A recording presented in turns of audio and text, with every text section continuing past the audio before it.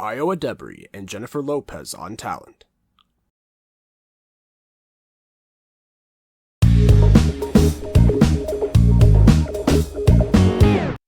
Hello, you guys. Welcome back to the Cake Radio Show.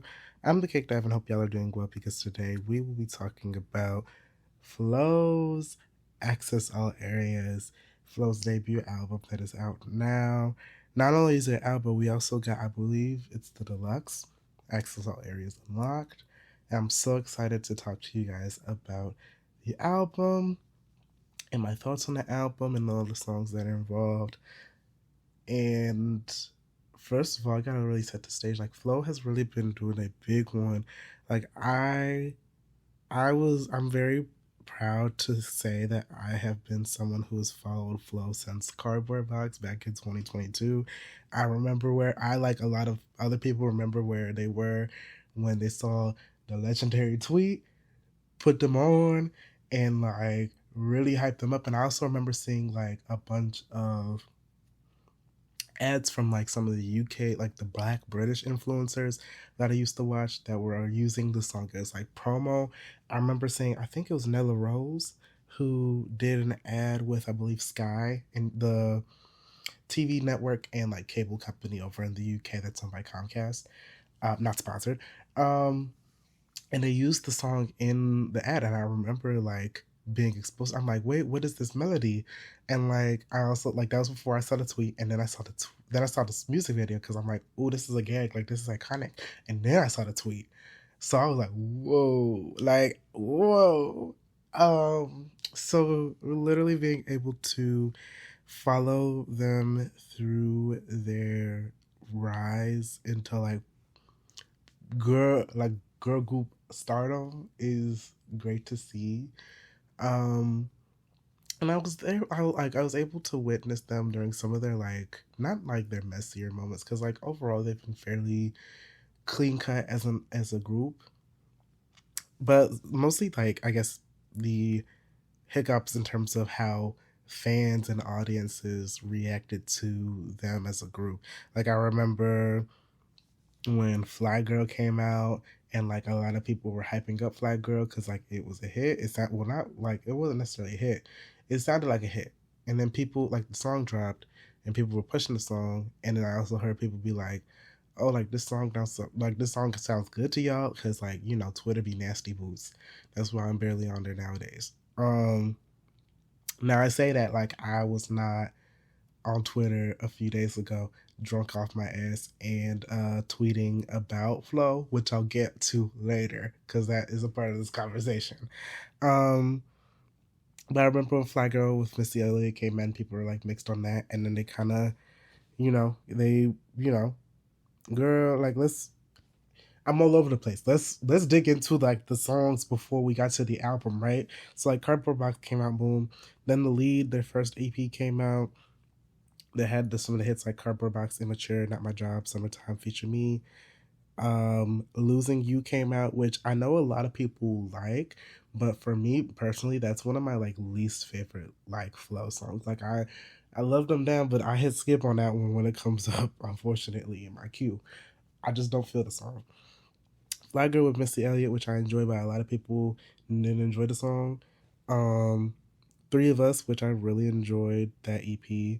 And then we had the iconic rollout of Access All Areas. So we had three singles, well, four technically. We had Walk Like This, Caught Up, Check, and then we had the release of Access All Areas to promote the song. That was like a promotional single, sort of, kind of. And then the last single that kind of released before everything kind of dropped, like another promotional single that came out was in my bag featuring Lorilla, who I've talked about before on this podcast. So now we're here. It's from 2022 to 2024, like it is an iconic run, and now we're here at their debut album, Access All Areas, and their deluxe Access Hilarious Unlocked. So like let's dig into the song. So I'm gonna give you all the songs that are featured on the unlocked version of the album since that is out. And I'm gonna give you my thoughts on each song as I've done before with album reviews. So you have the intro, which is featuring Cynthia Erivo, who, as you guys know, I've talked about her before. She's a singer, Broadway star, and actress. She's about to pop up on Wicked Part 1, which is hitting in theaters this week. So you have that intro. AAA, which stands for Access All Areas. In My Bag, featuring Glorilla. Walk Like This, How Does It Feel, Soft, check, On and On, Bending My Rules, Trustworthy, which is their interlude track, Caught Up, I Would Hate to Be My Ex, Nocturnal, Shoulda, Woulda, Coulda, Get It Till I'm Gone, I'm Just a Girl, and that's from the original album, so 16 tracks. And on the deluxe, there are additional tracks on there as well. There's Soft Unlock, which is a remix of Soft featuring Chloe and Halle. Bending My Rules Unlocked, which has Dixon on it. I Would Hate to Be My Ex Unlocked featuring Kehlani. And then Nocturnal featuring Brie Runway. And then the Vivo live version of Bending My Rules. And y'all, I love this album. Like, I really do love this album. Like, I really enjoyed this album start to finish, and the deluxe gave me everything I needed. Like, it was gangs. I was ready. I was enjoying this album, and it's been on repeat since the album's come out, unfortunately. Like, for the longest time, like, I've been sticking behind a lot of the R&B albums that have come out. Like, as y'all look through my channel, if y'all haven't seen any of my other Cake Radio episodes, and you're also scrolling through the podcast if you're listening to this on your favorite podcast platform, I've defended a good couple of albums that have come out this year for R&B. Like, I've talked about Trouble in Paradise by Chloe. I've talked about Dopamine by Normani. And for the longest time, like, I felt like Dopamine was kind of up there as, like, one of the R&B albums. But I think, like, not even I think, I feel in my heart that, like, undisputably, the best R&B album this year is Access All Areas. Because, like, this is R&B. This is R&B. When you talk, if you want a good example of what R&B is, especially for, like, a girl group, and even not with a girl group, just R&B as a genre, this album gives you the things. Like, from a mix of modern R&B to very nostalgic R&B that pays homage to, like, the greats of the past, like SWV, Destiny's Child, which, if you listen to the intro, they actually have Cynthia Erivo mention the girl groups of the past that Flo is paying homage to by name, which is, like, bold choice. And it's the fact that they do it so effortlessly. You can tell that there was a lot of craft and a lot of love with this album, and it just comes out to this really cohesive, really iconic album. So, like, let's dig into these tracks, y'all. Intro, I've actually been repeating the intro a lot because, like, I really like Cynthia Erivo's voice. I know a lot of people gave Cynthia Erivo a lot of crap because, like, the poster situation and controversy with Wicked, but that woman's too talented. I feel like she is too talented, and she's a theater girl, so, like, she can cut up a little bit. I'm so sorry, because, like, her voice is just so good, even when she's just talking, like, ooh, and, like, really it's such a good intro to start on, and it's like, because the first half of the intro is her setting the stage and introducing people to Flo, because like, keep in mind that this is their debut album. For a lot of people, there's half of the audience that has been following Flo since the beginning, and there's going to be a big portion of the audience who is being introduced to Flo for the very first time. So introducing them in this way both was very bold and very unique, because I don't think there has been an artist in the last, at least none of the artists that I can think of that have been, putting out music for the last couple of years have, like, boldly introduced themselves in the way that Flo did here. And it was it could have been very easy for them to introduce themselves so boldly and then mess it up with the rest of the album, but they did not do that. And then the second half of the intro is a song that introduces, you know, the viewer to Flo and each of the three people within the group. And it's done really well. I love that track. It's great. AAA, it transitions to the AAA. AAA is a fun track. I've been bumping it all day. Like, it is a cute track. Like, I really enjoy the track. Very simple, cute, fun R&B. In my bag. Now y'all know how I feel about Glorilla. I love a Glorilla song. I love a Glorilla feature, and this song is really, like, it's incredible. Like, I really enjoy it. I love Glorilla's verse on his John Morant. Like, it's a good verse from Glorilla for a feature. The music video is incredible. Like, they had Sean Bakehead do the choreography for that music video. You could tell that, like, them girls was putting it all in that because, again, like, because the fans been tuning in, they got the budgets up and they got that music video going, and the music video looks great. And they all look good as fuck. Like, I just love it. Walk Like This is a good track. Like, I really enjoyed that track when it came out. So, like, now that I've been listening, like, since I've been listening it for a hot minute, I'm just like, you know, like, it's a good track. Like, I know I'm a little bit, like, I'm not too tired of it because, like, I still listen to it every time I listen to the album, but, like, I'm whelmed now. But, like, it's still a good track overall. How Does It Feel? It's a great track. I really love it. Like, my favorite songs on this album, I should say that for the end, actually. But How Does It Feel is one of them for sure. How does it, how does it, how does it, how does it feel? How does it, how does it, how does it, how does it feel? Like, it is just a very simple but good track. And then it transitions into Soft, which, like, whoa, like, Soft is such a great track. Like, oh, like, I love, one thing about me for R&B, I either love I feel like I love an up-tempo R&B song, or I love a really sensual R&B song. And Soft is very, like, it's soft, but it's sensual. And it's so great, like, listening to all three of the members of Flow, Stella, Renee, and Georgia, like, really blend in on that track. And it's like, ooh, like, I love it. I love it. Check. No shade. Check is one of my, like, it's like one of my least favorite out of the three singles that we got when they were rolling the album out. But it's not to say that it's a bad song. I just feel like it is, like, it's a good track. Again, it's just like, it's not one of my favorites on the album, and it's not one of my favorites in the rollout.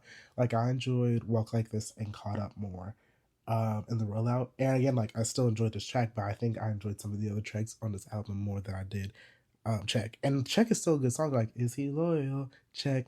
He spoil you? Check. Like, it's a good song. Like, it's just the fact that, like, personally for me, if I had to do, like, a ranking of the album. By the way, if y'all want me to do another video on this album, like, I could do like, I would love to do an album tier list, like, ranking all the tracks on the album, because, like, I've thought about doing that before for other albums that have come out. But y'all let me know if y'all want me to do that. Moving on and On is a really cute track, like, no issues with it. And then it, you know, Bending My Rules is a good track. I prefer the Vivo live version more than the original, just because it's like the raw vocals that you get off the live version just it blows the original out of the water. Me personally, Trustworthy Interlude is good, and it transitioning right into Caught Up is great. And Caught Up is a slept on track. I feel like the girls didn't really. I feel like that might have been the hit that got away, because, like, the girls should have tapped into Caught Up. Like, that was a good track. I Would Hate to Be My Ex is one of my favorites on the tracks on the album, because it's just like it like, y'all want a CakeDive song? Like, a CakeDive song just like that. It feels like that feels. I relate a lot to that song. Like, I would, like, people would hate to be my ex too. Then transitions to Nocturnal. Nocturnal is a good track. Again, no issues. Like, I just really enjoyed this out. Like, again, it's like I feel like I don't have too much to say because I really enjoyed this album. Shoulda, Woulda, Coulda is, like, again, one of my favorites on the album, because that is one of the biggest examples of, like, 2000s R&B that I've heard in a minute. Like, I feel like a lot of the girls try to give so many of the other girls like homages to like 2000s R&B, and I feel like the closest person that we've had going that route was like Normani for a good minute. But this, this is 2000s R&B, honey. Like, oh my god, like it reminds me of, again, it feels a little Destiny Child, but it feels more like Aaliyah, and it feels more like Brandy. Like it feels like the dark child era of R&B, which was such a iconic and nostalgic era for me, because that's the type of R&B music that I grew up with. I grew up with the dark child era, and having that type of music like come back in this way for this album, for this girl group in 2024, like whoa, it just took me back a little bit, y'all. Like I don't know. Get It Till I'm Gone, it's a fine track. It's like I have no issues with it, but again, it's not one of my favorites on the album. And then I'm Just a Girl.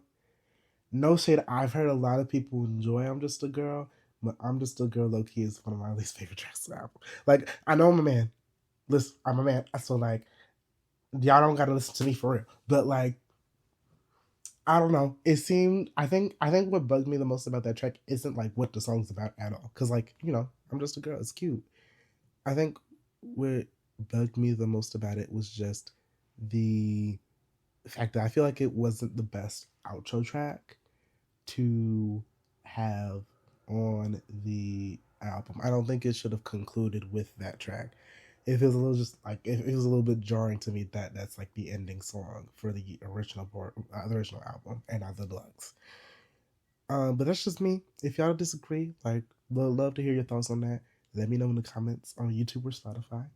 Um, and then we have, on the Unlocked, the remixes. So Soft Unlocked, y'all know how much I love Chloe and Halle. Y'all know how much I respect Chloe and Halle. If not, I recommend y'all see the videos in which I like defend and air y'all out for dragging it when it comes to Chloe and Halle's solo music. And my discussions on Chloe's solo music with like Trouble in Paradise as well. I recommend y'all watch those videos because, well, yes, like I still stand on that. And Soft Unlocked is such a good remix of the original Soft, because again, Soft is one of my favorite songs on the album. So having them be on Soft, ooh, great choice. And I've seen some people like complain that it's not like Chloe x Halle, it's like Chloe and Halle as like them being solo, being featured on the track, because that's how it's featured. And that kind of reminds people of like how Want Me on Trouble in Paradise was Chloe with the little what's the term? I'm blanking on the term. With Chloe, how she, like has her name on her solo music, and Halle as solo artist, compared to them as a group. And I've seen some people be like, oh, like they're not coming back in the way that we want to and stuff like that. And I did question this.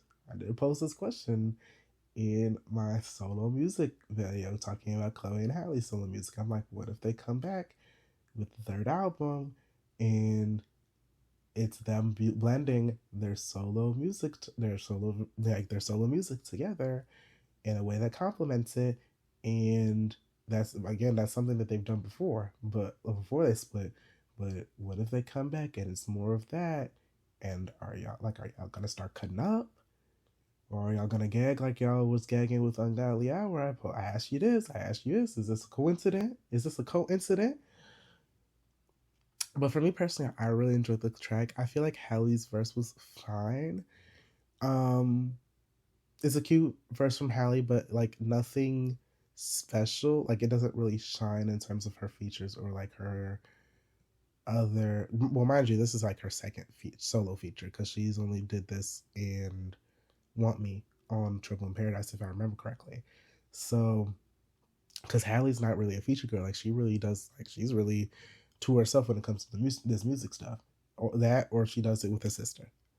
And in this case, she did it again with her sister, but also with Flo. But yeah, like it's a cute verse. It's just nothing remarkable in terms of her like solo discography. I feel like she's shown us a lot more elsewhere, especially on like, I don't know, with Want Me I also feel like it's a little bit stronger. Actually, no, let me swap that back. I think this one was a little bit stronger than Want Me actually, in terms of her verse. Like I enjoyed her verse on this one because it felt very, again, it felt a little bit closer to Chloe and Halle. And I think the beat also like works with it. Like she works with that type of beat very well. It complements Halle's voice very well. And Chloe's verse on this, baby. Like one thing about Chloe, she gonna eat a verse every single time. She gonna eat a feature every single time. So like she ate that. Flowing like a pot of flowing, baby. Like she she she ate that part up. Like I really enjoyed the remix of that track. Tens for me. Men of My Rules, I'm like, I honestly like the Dixon remix of this one. Like it wasn't bad. I never heard of them as an artist. So like I definitely would consider like hopping into their discography after hearing them off this track. And then, Kalani's on I Would Hate to Be My Ex. It's a fine feature. I know Kalani's in like hot water because she got like the weird lawsuit thing that's going on. I don't know what's really going on with that, but I'm hearing weird things, and I don't know if I want to do an episode on that because it kind of scares me a little bit. But Kalani's a stable artist to do stable features with. Like, she's okay. She's all right. And then you have Brie Runway on Nocturnal, and Brie kind of ate it. Like, she ate that. She ate that on Nocturnal. Like, I kind of enjoyed her verse on that, on the remix version of that. Brie Runway has had an interesting year because she like came back this year as an independent artist, and I've listened to her music as an independent artist, and it just hasn't really been sounding as strong as her previous work when she was with her label. I don't know if she has a different team or like what, but that's a conversation for another day. But at least like this feature she had on here was pretty good. Like no complaints. And then of course, Bending My Rules Viva Live. I said before, and I said this again, like I enjoyed the live version with this one this performance compared to the original Bending My Rules that's on the actual album. And I'm gonna stick by that. Like, whoa, like they harmonize so strongly on that live version.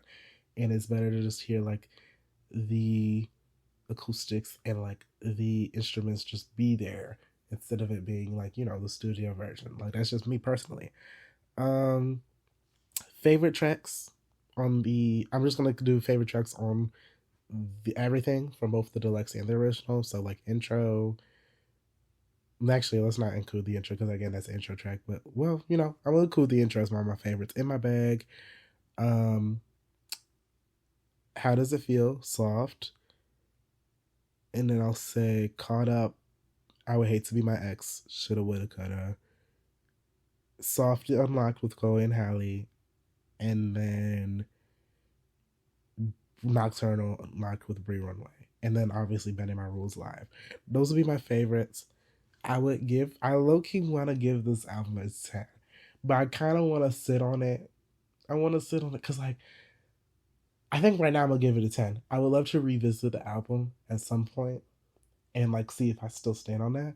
I'd love to revisit some of the other albums I've given, like, high ratings to and see if I still stand on that, too. And I feel like I've never given a 10 to... I feel like I've given a 10 once in terms of like my album reviews. Like I usually give high numbers, but I haven't given a 10 before, or at least not frequently. So I think I might give this a 10, and I will revisit later in the future. But I would love to know your guys' thoughts on, well, not even guys, I would love to know, ladies and gentlemen, and those who do not subscribe to either. I would love to know I would love to know y'all's thoughts on the album, how you guys would rate the album, what your favorite tracks are, and if y'all believe that flows up next, because I know, I forgot to mention, oh my god, because I'm not even done with the episode. I talked about the drunk tweet. So a few days ago, You know, everybody on Twitter, because, you know, Twitter's just become this place in which like everyone's complaining and being mean as shit and everything like that. Like nobody's happy. Nobody has joy or whimsy. No one wants to even play Uno anymore. Like everyone's just mean and bitter and like rude. And like it's drawing me away from the app. That plus the reaction to this election has made me rethink my place on the app. Um but I've seen a lot of people like show the In My Bag music video, and a lot of people, white gays, have reacted very negatively to the song and been like, oh, like y'all listen to this, like da da da da, like oh, like this is nail tech music, like da da da, like they've said a lot of different things, and I've heard nail tech music and stuff like that before. And I've actually addressed nail tech music as a term before in some of my previous episodes, and it was late as hell. I sent this tweet out at like 1:17 a.m. on November 18th, and I was drunk as shit. And I said, and I quote, I said this in multiple episodes of the Cake Radio Show because you know I gotta promote. But I said, and I quote, I said this in multiple episodes of the Cake Radio Show. But it fucking sucks that people hold black women to such an aggressively higher standard of music, especially R&B, compared to their non-black peers. Like, how are y'all gagging at this but saying Miss Ray, me referencing Addison Rae, of course, is the pop queen up next? People out here question Doechii as an artist on the rise, but checks notes. Every artist is giving her props as a lyricist. What is needed for black people to be cemented in the fabrics of culture universally? I'm gonna defend my R&B and pop girls, my black R&B and pop girls, and I also will include like just my black girls in general who are in music and gays down, because y'all miserable, depressed, and jobless dookie eaters gonna tweet some. Who remembers where they were when tweets if they pop up, knowing y'all stupider than a James Charles apology video? Because it's getting tired. Like I feel like the issue is just like people are very fake on the app. Like everyone complains, and it's just really strict when it comes to just black girls in general making music. And I feel like black gays as well. But like I see especially with black girls, like everyone has been really strict when it comes to Flo, it comes to Chloe, it comes to Normani, when it comes to Tyla, when it comes to Beyonce, when it comes to Megan Thee Stallion, like regardless of if they're a light skinned girl or a dark skinned girl or like literally anybody, it just seems like if you're like a black girl and you could be considered a black girl, because we know how Tyla we know how Tyla considers herself. It seems like everyone seems really strict on like what you can and can't do, and it seems like everyone either like really likes your music or like can't stand it, and then they turn around and like or like, oh, like this is the hit that got away. Like people literally dragged the In Pieces album and that with Chloe, and don't get me wrong, the In Pieces album still like it has its issues. It's not a cohesive album, but I've literally seen people turn around and like give the album praise like after the fact. And obviously like Chloe can be positive about it, but like where were y'all when y'all was being strict about the album when the album came out, and y'all was dragging it when it came to like how that album performed? You know, are people going to do the same thing with Trouble in Paradise? You know, with Normani, like again, I've done 3 episodes on Normani. I might end up doing a 4th, but you know, the girls have been really strict when it comes to, you know, how her rollout has been. And people like I know I'm questioning where the music videos and stuff are just as much as y'all, but sometimes y'all are like, oh, like she don't want this music career, she don't want to do this like y'all think she does, da da da da. And then when she came out and did the Spotify like R&B X After Hours concert performance, and she was on stage doing the thing, because again she loves to perform and she loves to dance, everybody was gagging and was like, oh my God, like Normani's back, da da da, like it's worth the wait. And you have some people being like backhanded with it and being like, oh, like she acknowledges the album exists and stuff like that, da da da da. And it's like, even with Tyla, like I remember when she released the music video for not even I remember because this happened a few weeks ago. I remember when the release of the Push to Start when Push to Start came out, when the music video for that came out, and it was like right like the week of the election in the United States, and I saw some people tweeting like, oh, like she didn't want to push it back, why didn't she want to push it back?